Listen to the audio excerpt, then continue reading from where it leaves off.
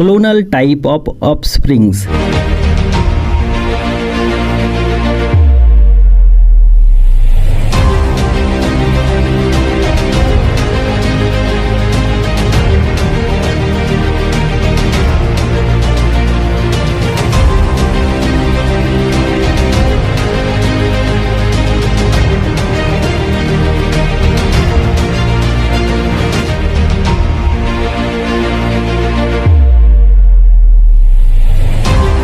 Clonal type of offsprings यानी कि एक ऐसे संतान जो अपने माँ बाप से क्या होती हैं, एक समान होती हैं, मिलती जुलती हैं। किस किस रूप में मिलती जुलती हैं भाई?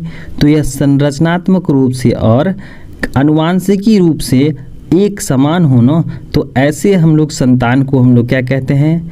क्लोन कहते हैं। क्या कहते हैं? क्लोन। यानी क्लोनल टाइप ऑफ ऑफस्प्रिंग्स जो है होते हैं ना, वह अलैंगिक प्रजनन के परिणाम स्वरूप बनते हैं। कहने का मतलब कि जब क्या होता है अलैंगिक प्रजनन, और हम लोग पढ़ चुके हैं कि अलैंगिक प्रजनन में क्या होता है, सिंगल पेरेंट सेल्स भाग लेते हैं, यानी एकल मातृ कोशिकाएं भाग लेती हैं। तो इस वजह से क्या होता है, ना तो युग्मक बनते हैं, ना ही उस युग्मक का मिलान होता है, और ना अगर संयुग्मन होगा तो अनुवांशिक बदलाव भी नहीं होंगे।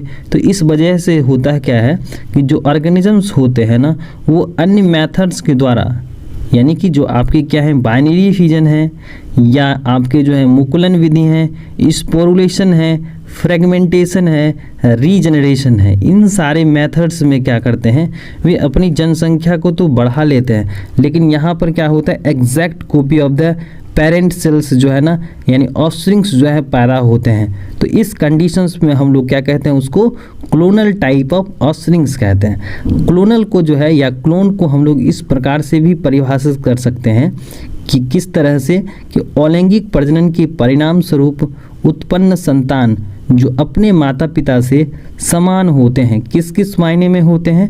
तो ये होते हैं आपके स्ट्रक्चरली एंड जेनेटिकली। तो इस कंडीशंस में हम लोग उसको क्या कहते हैं, क्लोनल टाइप ऑफ ऑफस्प्रिंग्स कहते हैं, जो अलैंगिक प्रजनन के परिणाम स्वरूप क्या होते हैं, तैयार होते हैं या बनते हैं।